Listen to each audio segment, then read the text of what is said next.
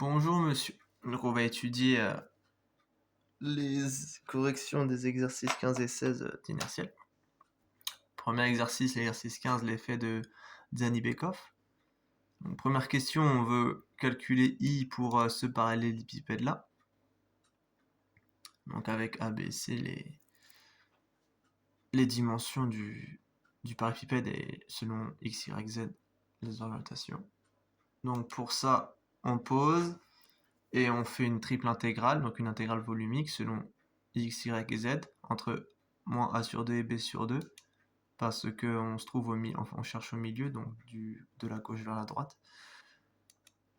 Donc ça calcule, on remarque qu'il y a deux cas possibles, donc les cas en diagonale et les cas sur les côtés.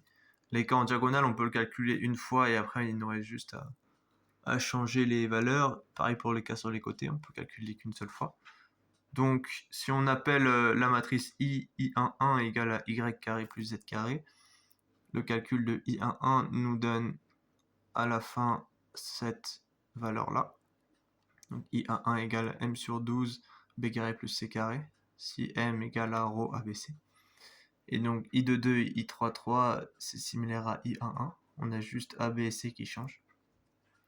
Et pour la deuxième partie, c'est le calcul sur les côtés. Donc on prend I12 comme exemple. Donc avec mon xy, on calcule et on obtient 0. Et donc à la fin, on obtient I égale ça. Question 2, hop.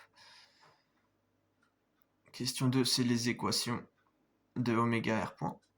On cherche à calculer en fonction de la valeur qu'on a ici de l'équation de l'air. Donc pour ça, hop, on peut pas... On a... Ah non, on peut même faire mieux. Ouais, non, c'est pas... Hop, pardon. On a l'équation de l'air. Hop, on calcule I fois oméga R tout d'abord. Donc on obtient ça. Puis oméga R vectoriel I pour oméga R. Donc on obtient ça. On calcule mon I puissance moins 1. Enfin, on calcule pas, on remplace. Donc on obtient ça. Et à la fin, oméga R point, c'est moins I puissance moins 1 fois oméga R vectoriel I fois oméga R. Et du coup, on fait le calcul là. Et on obtient ça.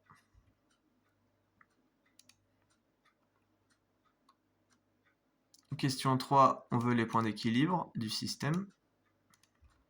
Là, j'ai un peu plus écrit, pour ça compréhensible.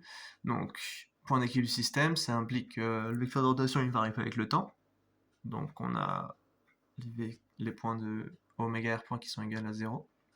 Sauf on sait que I2, I3, I1, si hop, on peut remonter, on les avait définis ici, I1, I2, I3, et ils sont différents de 0. Donc, hop, que je me perde pas. Donc ça c'est différent de 0, ça c'est différent de 0, ça c'est différent de 0. Et donc si on prend ça, si cette partie-là est différente de 0 et qu'on veut que ça soit égal à 0, il faut que cette partie-là soit égale à 0. Donc oméga 2, oméga 3 égale 0, oméga, oméga 3 égale 0, et oméga 1, oméga 2 égale 0. Et donc on en conclut que le solide, il sera instable au niveau du deuxième axe, l'axe secondaire, par rapport au premier axe de rotation. Et c'est l'effet de Zani-Bekov qui entraîne un mouvement chaotique et instable, comme on va le voir pour la simulation. Donc, question 4, on étudie la stabilité de la rotation. Donc, pour ça, on fait une analyse linéaire avec une matrice jacobienne. Donc, on pose oméga bar égale à ça. On remplace et on calcule oméga 1, oméga 2, oméga 3 bar. Et on fait la matrice jacobienne, donc on fait le déterminant de SI-A et on pose les valeurs propres. Et on a deux cas possibles. Le cas instable, c'est si alpha 2, alpha 3. Alpha 2, alpha 3, ils sont définis un peu plus haut ici. C'est les valeurs de I2 moins I3 sur I1 et pour I1, I2, I3. Donc on a deux cas possibles. Alpha 2, alpha 3 supérieur à 0. Ce sera le cas instable. Et alpha 2, alpha 3 inférieur à 0, ce sera le cas plus stable. Et enfin, la simulation avec A égale 0,4, B égale 1 et C égale 3 et M égale 1. Donc pour ça, il fallait... j'ai deux codes différents. J'ai un code où j'ai tenté sans regarder la vidéo, mais j'avais du mal à afficher le mouvement de rotation.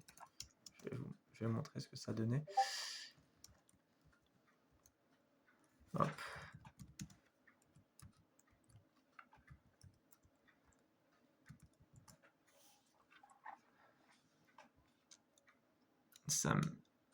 J'avais du mal à corriger ça, ça voulait pas me mettre un pareil. En fait, ça me mélangeait le parallélépipède qui tournait pas, et du coup, ça me donnait une figure comme ça. Donc après, j'ai repris le code de correction pour travailler dessus, mais malheureusement, il y a un petit problème. Ah oui, ça voulait pas finir aussi. Il y a un petit problème quand j'essaie de faire marcher le code, c'est que ça ne veut pas afficher.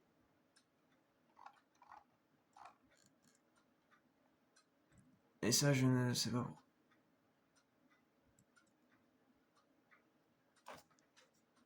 Mais voilà, c'est pour l'exercice 15.